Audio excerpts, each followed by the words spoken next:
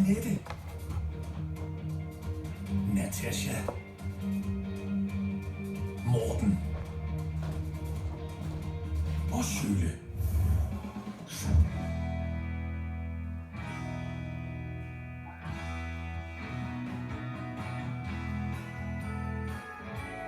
Det er mega fedt at stå i semifinalen. Jeg havde virkelig håbet på, at jeg ville nå hertil.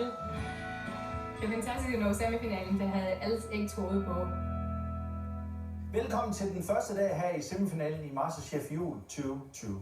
I klarede igennem de indledende uges strabasser. Og nu kæmper jeg med det samme. I vil være vinder af MasterChef Jul 2020. Jeg synes, jeg var så tæt på at vinde sidste gang, jeg var med, og det vil jeg virkelig gerne det der trofæ med hjem, så nu giver jeg den simpelthen bare gas. Der er nok nogen, der undrer sig over, at Mia Maja, hun står her i semifinalen. For vi har sagt farvel til dig en gang. Men Ulla har desværre måttet trække sig af personlige årsager. Og derfor så er der blevet plads til dig, Mia Maja. Mia Maja, du tabte nemlig på den sidste dag i din indledende uge meget knepen til Annette. Så derfor synes jeg faktisk, det er velfortjent. Du står her. Det er fuldstændig vanvittigt, at jeg har fået det her wildcard for at komme tilbage, og jeg er bare så glad efter at være røget ud og ligget derhjemme og grædt. Det er velfortjent, at I står i semifinalen. Men når dagen den er om, så er der en af jer, der skal sige farvel til MasterChef. Det ville da være løgn at sige, at jeg ikke kom for at prøve at vinde det trofæ. I dagens første konkurrence, der skal I arbejde i hold af 3. Dagens første konkurrence, det er nemlig en stafet. Jeg synes jo, det er dejligt at arbejde i hold. Folk kommer ofte med fede input, og jeg glæder mig til at se, hvad vi skal lave. Hvert hold har 45 minutter til at lave en ret, og det betyder altså, at hver deltager på hvert hold har 15 minutter i køkkenet. I får 45 sekunder til at overlevere til den holdkammerat, der kommer efter jer. Det hold, der laver den dårligste ret, skal møde hinanden i elimineringsrunden. Men inden vi når så langt, så skal vi have sat nogle hold. Isabella, start med dig. Den var grøn. Morten. Der var en blå. Natasha. Rød. Og grøn. Mette. Rød. Emil. Rød. Blå. Annette. Blå. Kan du regne ud, hvad farve din er, Sjøle? Ja. Værsgo. Jeg synes, det er så fedt, at jeg er kommet på hold med Nina og Isabella. Grønt hold, det er altså Isabella, Sjøle og Nina. Rødt hold, det er Mette, Emil og Natasha. Og blåt hold, det er Mia Maja, Annette og Morten. Det skal vi nok få til at fungere. Inden vi kan få sat gang i stafetten, så skal vi have styr på den rækkefølge, som I vil arbejde i. Det er meget vigtigt, at man kigger på folks kompetencer og hvad man er god til. Altså, jeg synes, jeg er ret god til at anrette. Jeg vil bare helst ikke starte. Du er anrettet, ikke? Det kan jeg godt. Grønt hold, hvordan det endte rækkefølgen på jeres hold? Jeg starter ud, og så kommer Sjøle, og til sidst så anretter Nina. Det er vigtigt, at vi får en klar plan ved starten af, og jeg føler mig stærk i den del. Rødt hold. Jeg starter, og så fortsætter med det, og så slutter jeg af med Emil. Det er den nervepige, der skal slutte af og ligesom komme med det sidste touch på retten, men der jeg føler, at jeg kan blive der bedst. Blåt hold. Det bliver mig, der starter. Så bliver det Annette, og så slutter Mia Maja. De 3, der starter, de skal i hvert fald gøre sig klar. De resterende 6, der er tid til at forlade køkkenet. Ses. Nu vi starter hold. Og i sådan en stafet her, der er der selvfølgelig ikke bare frit spil. Det, I skal arbejde med, det er nemlig... Jeg er rigtig spændt på at se, hvad der gemmer sig under den her æsk. Der kan være mange grimme ting.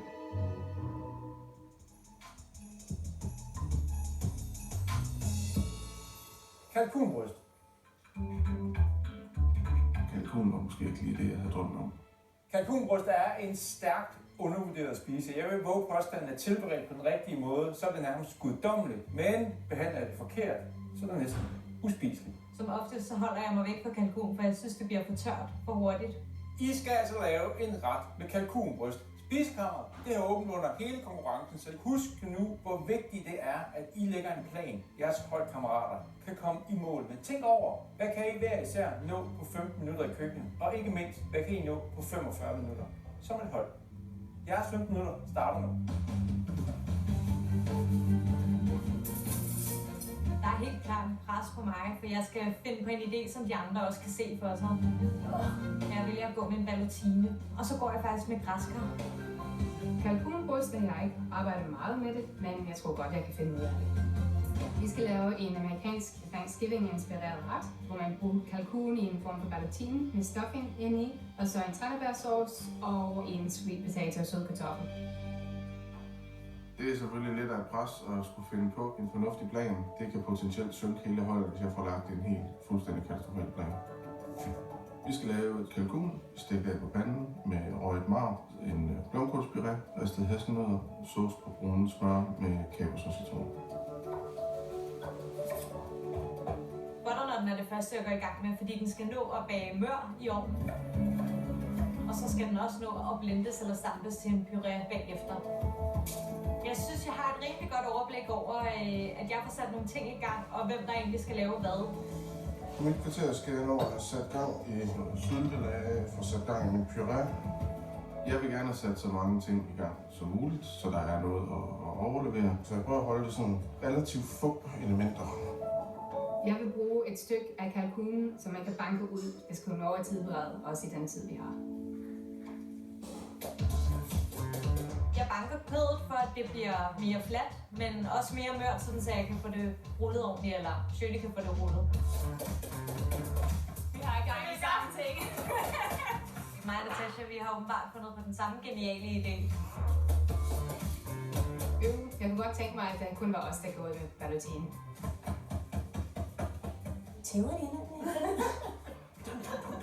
Så er der 5 minutter til, at den næste deltager skal i køkkenet. Ja, tak. Jeg tænker, med lidt nænsom tilberedning, så kan vi godt skære en fornuftig chunk og få det stille og roligt stegt op, så det ikke bliver alt for tørt. Stuffing laver jeg med rask og timian, og så hvidløg, masser af hvidløg. Hvidløg er altid godt. Og skalotteløg, salt og peber og smør. Så har I 30 sekunder tilbage i køkkenet. Ja, tak.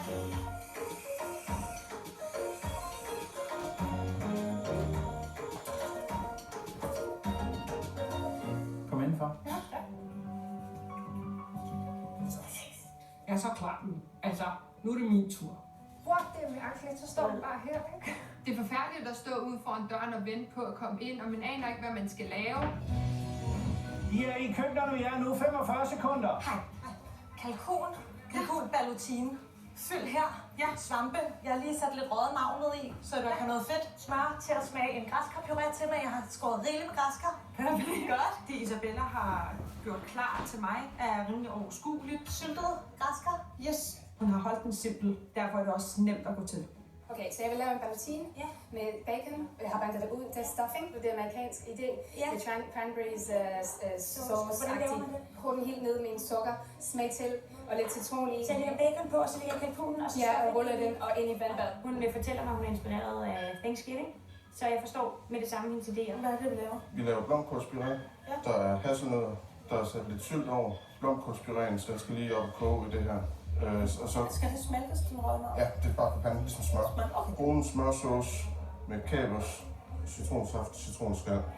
Jeg forstår ikke ideen. I virkeligheden kan jeg ikke helt forestille mig smagsmæssigt, hvor han vil hen. Morten, Natasha, Isabella, jeres tid er gået nu. Tak. Hold da op, 15 minutter går så stærkt. Jeg har prøvet at lave så meget som muligt.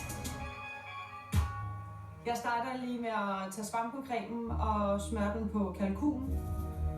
Og prøver at rulle den, og den synes jeg faktisk er lidt svær, fordi fyldet ryger ligesom med. Så kører jeg film på 2 gange, fordi det jeg allerhelst ikke skal ud i, det er, at der kommer vand, imens den bliver pocheret. Jeg synes, hun startede det rigtig fint op, og så lavede en stuffing, som smager helt afsindigt godt, så det er virkelig lækkert. Jeg vil 100% følge Natashas plan, fordi hun havde en klar plan, og jeg synes, hun giver god mening, så jeg synes ikke, der er grund til at skifte noget ud, bare for at sætte mit præg på det. Men jeg skal den der ballottine over, fordi hvis den skal have 20 minutter, og Emil også skal nå at stege den op, så har vi virkelig, virkelig travlt. Overleveringen var fin. Jeg synes måske, at den er en lille smule simpel, det vi skal. Jeg skal simpelthen have det der kød over. Og det er hverken krydret eller i virkeligheden gjort helt klart. Nej. Det er en interessant oplevelse at følge med på monitoren. Ja, men jeg har bare sunket det hold fra starten af. Fordi hun har et stort stykke. Nej, men alt for... Det kan hun sagtens nå. Hun er rigtig dygtig. Ja. Altså hun ved, hvad hun laver i køkkenet med kødet og sådan noget. Nu har han jo forberedt kødet og røget marven, så den tænker jeg, det bliver jeg nødt til at lade ligge, som det er. Så der er ikke så meget 4,1. Kalkunen smager jo ikke så meget, og den kan godt være sådan lidt fad i smagen, så den har godt af lidt bitterhed, men der er ikke rigtig noget bittert element, så det tænker jeg skal komme fra kål. Jeg prøver lige at lave sådan nogle kåloblater her. Jeg kan se, at Annette hun går i gang med nogle kåloblater af en eller anden art. Det var ikke en del af den oprindelige ret. Det er sådan et sprødt element, og så synes jeg, at kålen binder lidt sammen med nødderne. Ja. Men det er fedt, at hun kom på en ny element. Ej, det er svært at sidde og kigge på noget og ikke kunne byde ind. Annette, er hun ikke i gang med at være blomkålspureen? Hvor er den henne? Jamen, den stod i gryden og var mør. Har du taget vandet af? Jeg tager vandet af, lige sat den over med lidt mælk. Så det skal bare pureres? Ja, det er vigtigt at komme i gang med min blomkålspuree, fordi det skal koges helt mør, sådan at det kan blive til en glat puré. Nu har jeg forfattet pointen med blomkålspureen. Isabella fortæller mig, at der er mulighed for at lave noget syltelage til syltede græskar. Hun laver en syltelage, tror jeg. Så tager jeg nogle forskellige krydderier, kommer den i min gryde til syltelagen. Skide godt, Sjøle. Så har I 5 minutter tilbage i køkkenet. Ja, tak. Det var ikke meget. Jeg tror, hun går sådan lidt amerikansk julagtigt. Jeg skal lave den der ballotine, har jeg fundet ud af. Den har jeg aldrig prøvet at folde før. Jeg er lidt bekymret for størrelsen på den, og den er for stor. Jeg er bange for, det er jo gå galt alle steder. Jeg skal have lagt bacon, kalkun, og så den her stuffing, hun har lavet. Det der del med, hvor hun har lagt bacon, det er super godt. Og det skal laves den her ballotine, rullestram og i vandet. Det er det allervigtigste. Det er godt, det der. Fantastisk. Og stram. Jeg vil bare så gerne have, at den kommer i vandet lige så hurtigt som muligt. Jeg er nødt til bare at trykke på den. Det var godt. Mette gør præcis, hvad vi har aftalt, og det er jeg rigtig glad for. Kom så, Sjøle.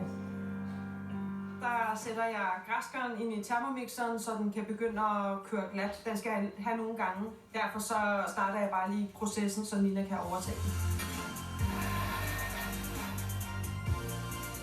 Jeg er i tvivl, om jeg kan nå at stege skindet i ovnen. Så jeg tager en kold pande, skindet på, og så en gryde ovenpå for at holde det strækt. Og så skal det bare stille og roligt op, så det kan nå blive sprødt. Kålobladerne ser ikke godt ud. De er for meget fedt. De kommer på ved en lidt for lavt temperatur. De er ikke så gode. Så har I 30 sekunder tilbage i køkkenet. Ja, tak. Ja, tak. 30 sekunder. Okay, hun har startet puré. Og så lidt tranebær, jeg skal lave, og sådan en sauce.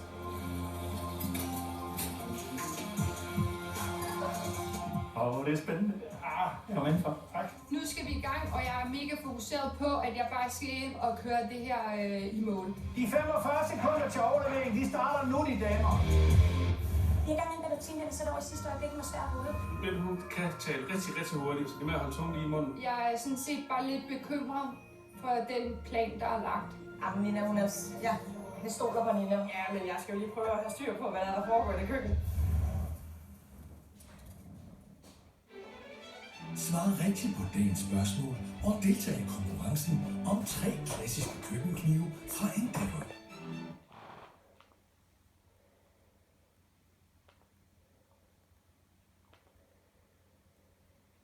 Fra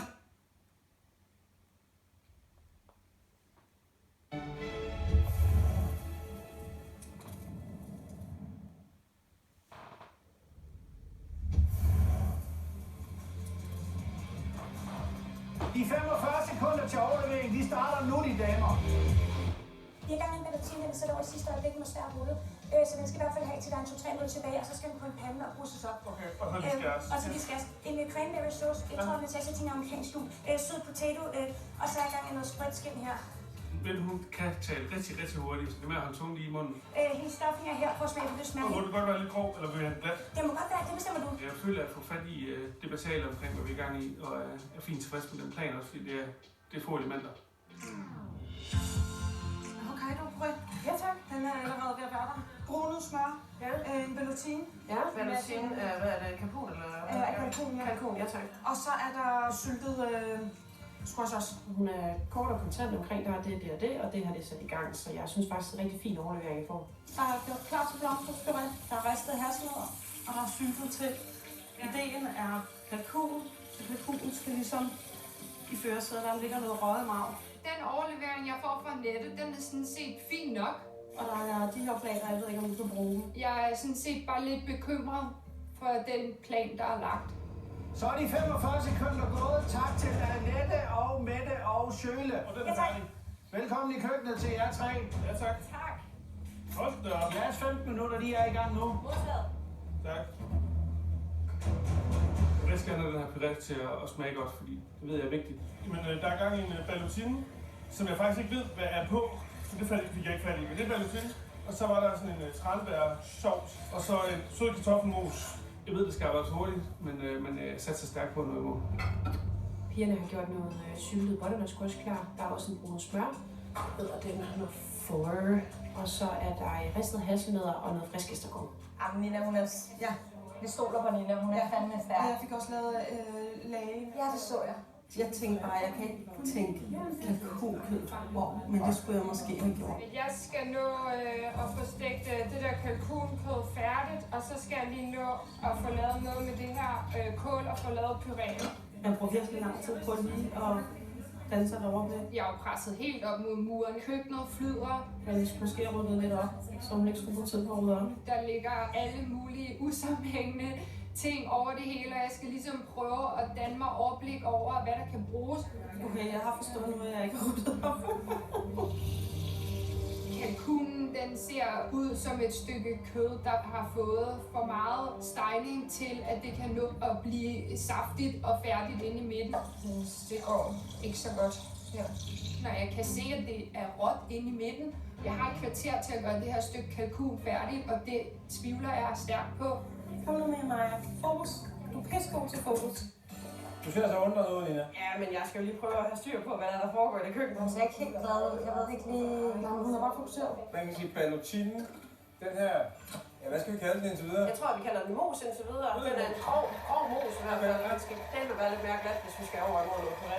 En græske puré, den skal være lind og ikke have nogen klumper overhovedet. Og jeg kigger ned til den, og det har den altså. Den er klumpet. Ja, vi snakker jo puré-kongen er her i dag.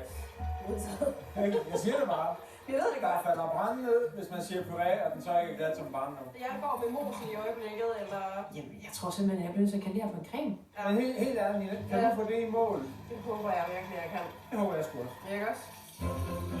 Jeg prøver at lade den her kalkun være på panden så lang tid som muligt, uden at den kommer op på for høj varme, fordi så er den jo nærmest uspiselig. 65, og det går for meget sammen som i dag. Det er da fint.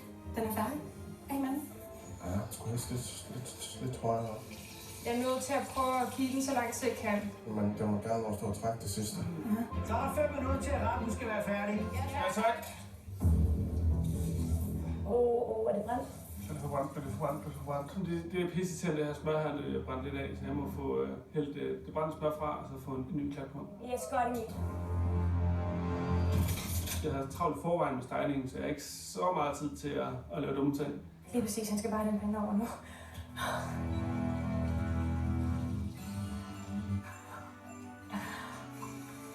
Jeg har jo lovet pigerne, at jeg er god til anden ret, så jeg går lige stille i gang med anden retningen i god tid, for at sørge for, at det er noget pænt farligt. Godt, hun sad estragon, så nødder. Jeg er 100% sikker på, at det kalkun kommer til at være et problem, så jeg prøver egentlig bare at lave et tilbehør, der er stærkere. Hvad laver hun nu? Laver hun endnu flere elementer? Nødder og noget grønt. Okay, jeg bruger nogle æbler som lidt frisk. Du skal ikke lave flere elementer. Så tænker jeg, æbler og blegselleri, det er sådan lidt Waldorf-salat med nogle nødder, så jeg spænder hen og henter noget creme fraise og prøver at lave sådan en meget, meget hurtig dressing. Jeg er ret nervøs for, at det her kalkun faktisk er undertilberedt. Jeg tror ikke, den skal have mere. Den kunne godt have fået en snært mindre, men der er saft i den, og det er altid godt. Hun skal bare tage det pæneste skiver. Det ser fint ud. Ja, det ser flot ud. Jeg har mega travlt, og min bacon, som jeg sidder ude på ballotinen, må gerne blive lidt mere sprød, men der er ikke så meget tid tilbage, så den skal snart have panden. Så har I 60 sekunder tilbage. Ja, tak. Ja, tak. Hvor ser det flot ud. Jeg har fået skåret et endestykke, og jeg er jo godt klar over, at det her endestykke højst sandsynligt er blevet tilberedt alt for hårdt. Jeg synes, at ballotinen ser god ud, selv når jeg lige kommer lidt længere ind. hvor der er lidt mere af det her fyld i. Den ser sgu fin ud. Ej, meget stuffing rød ud, men jeg håber bare smagen er der. 30 sekunder. Ja, tak. Ja, tak. Det er stressende. Jeg får lagt min ballotin på, og så vil jeg gerne lige få pyntet lidt af med nogle urter, og så det her sprøde skind. 2 stykker på. Nå, det kan kun helt minimalistisk. Amerikansk ud. Ej, hvor er det. Ej, hvor er det fantastisk. 10, 9, 8, 7, 6, 5, 4, 3, 2, 1. Træd ud af jeres køkkener. Ej, for noget juksmand.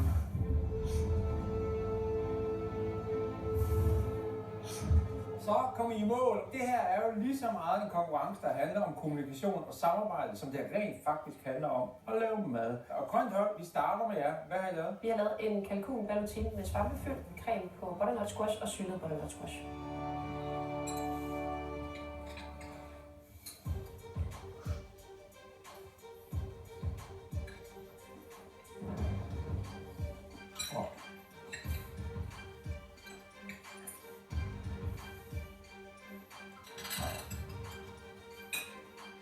Når man kiggede på jer fra starten af, Isabella, så var det faktisk som om, at I kom ret godt fra land. Det var tydeligt, at din plan var klar. Hen ad vejen, så er det ikke helt lykkedes. Det, der skal lykkes, for det ligesom bliver en skarp ret. En ballotin med fyld i. Ja, der skal være fyld i, så man kan smage, det er der. Det er det ikke helt her. Det er faktisk nærmest mere som krydderi, der lige ligger inde i. Det er lidt synd. Jeg havde svært ved at rulle den, og den blev ved med at ligesom mase sig ud igen. Jeres kød er ikke blevet tør. Det er en kæmpe fare i at lave en ballotin her. Det er godt. Kødet er ikke tør. Det er fedt. Ordet ballotin og kalkun, jeg kan godt forene det. Men jeg må sige, hvis I tænker ballotin, så for guds skyld lave fyldet udvendigt. Fordi hvis man skal have temperatur på noget fyld, så går kalkunen nogle gange hen og bliver tør. Det havde jeg slet ikke overvejet, at jeg kunne putte fyldet udvendigt. Så det vil jeg da helt sikkert skrive bag øret. Mos, creme, konsistensen forstyrrer en lille smule. Det er enten, så skal man faktisk lave noget, der er så lidt mere kompotagtigt, så man får konsistensen, og ellers så skal man gå med en puré. Jeg ved godt, at det på en måde er en puré. Tak for meget. Tak.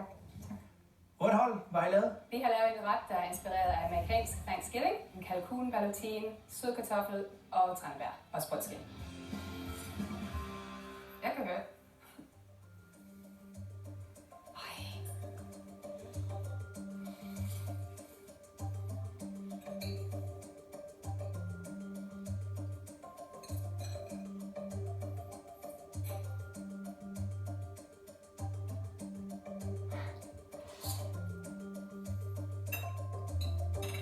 Rødt hold synes, det er en god idé at gå med noget, man kender, så gør det ikke noget, det er amerikansk. Jeg synes, det her fif igen med at give os masser af hvidløg, at det er et lille frækt tricks, du bruger, når du bruger hvidløg, og det er vi bare glade for.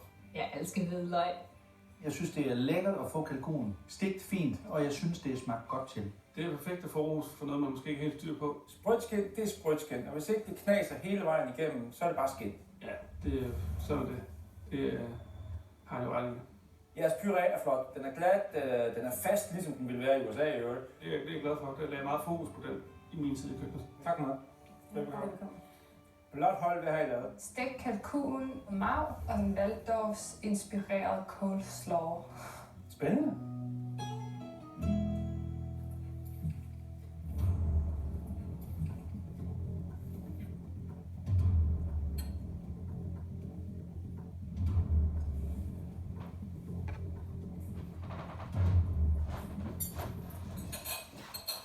Jeg bliver nødt til lige at høre dig, Morten. Var det rigtigt præsenteret? Er det den ret? Det var ikke helt det, vi startede ud med. Nej. Det her er jo for mig blevet en fiberredning, fordi Annette, du havde lavet sådan nogle udstukkede kål. De er ikke engang på retten. Så man kan sige, det kvarter kunne have været brugt bedre. Ja, det der i virkeligheden er hovedelementet og opgaven er jo kalkunen. Kalkun og stegeskorpe, de er bare ikke gode venner. Fordi de tråde, som kalkunbrystet faktisk er lavet af, de bliver meget mere markante, og så trækker man det i flager. Det kræver fedt kød, og det kender I fra eksempelvis svinekød. Det er meget velegnet, fordi der er noget mere fedt i. Det passer ikke til kalkun. Jeg kan kun give ham ret. Altså, da jeg kommer ind i køkkenet og ser den der kæmpe luns, der er jeg godt klar over, at uanset hvordan jeg griber det andet, så bliver det mor på det her stykke kød. Det her, det er for mig hverdagsmad. Hurtig vending derhjemme. Lige kig ind, der er bladselleri, der er æbler, der er lidt nødder. Smok, Så er der aftensmad, så kan børnene komme til fodbold. Masterchef, 45 minutter, 3 gode kokke. Der vil jeg godt bare have haft lidt mere. Ja, tak. Det var ikke den optimale plan, jeg havde fået lagt. Det, der ligger på tallerkenen, burde kunne laves på et kvarter.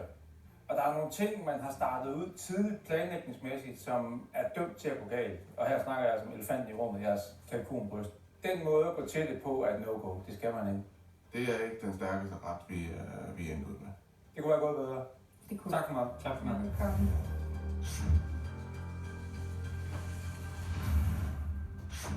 Inden konkurrencen, der sagde vi, at vi skulle finde det hold, der lavede den svageste ret til os, som så skulle i eliminering. Det hold, der skal mødes i elimineringsrunden, det er...